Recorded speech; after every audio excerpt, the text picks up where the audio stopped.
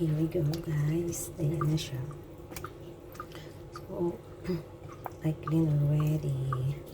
It's done. We're gonna cut some big into two.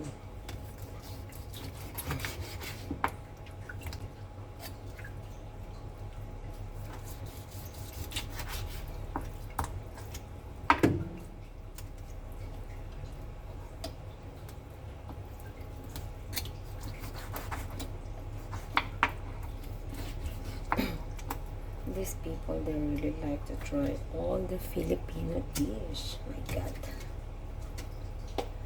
But actually, it's not easy for me to cook because I have a lot of work and I'm so busy.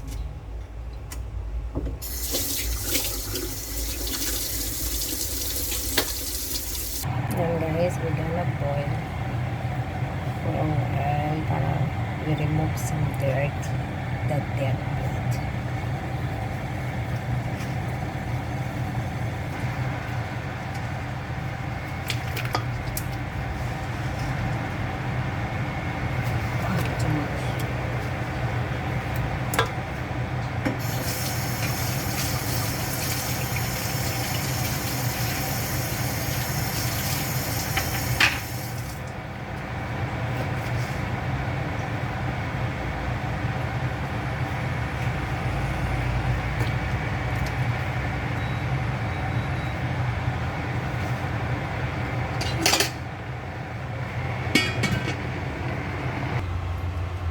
This guys,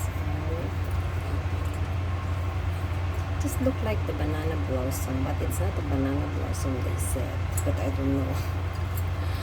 It's almost the same. So I soak it in water.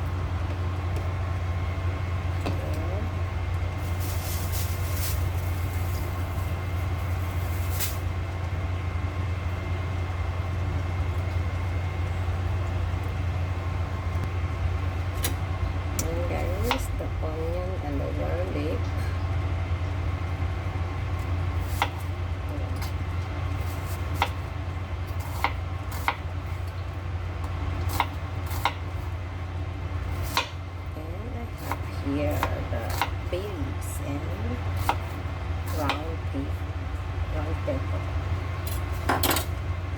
Alright, so we're gonna put here.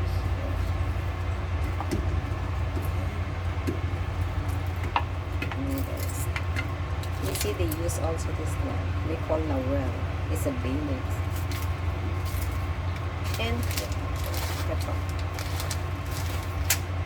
Black. We are already boiled. So we're gonna transfer it in a big bowl, in a casserole. Here is it, yes. We start to cook now. Okay guys, gonna put it inside.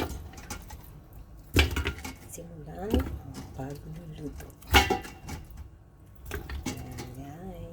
Welcome on a cooking day. And we mix all the ingredients. And we have a garlic, bay leaves, chopped onion, the red onion, the small one, the native one. Very strong yung smell niya.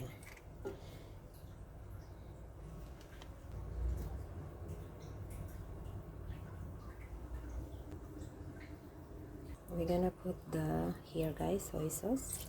Actually this is a light sauce, so later we're gonna add the dark sauce.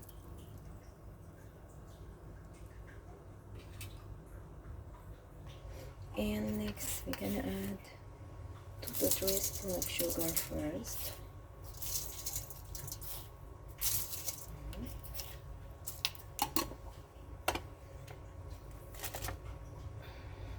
And our vinegar. A little bit vinegar.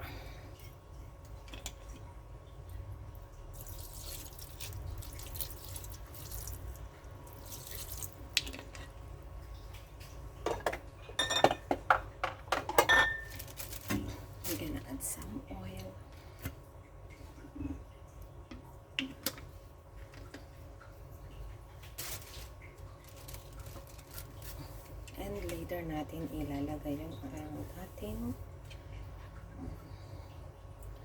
lawson. And add some water.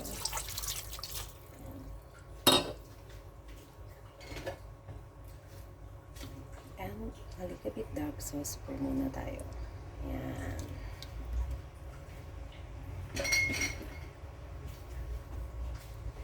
Yan guys, let's start. Yan.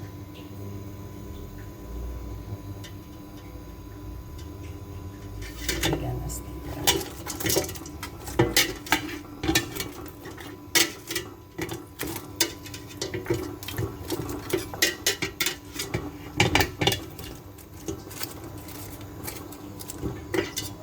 Lambutin na natin siya.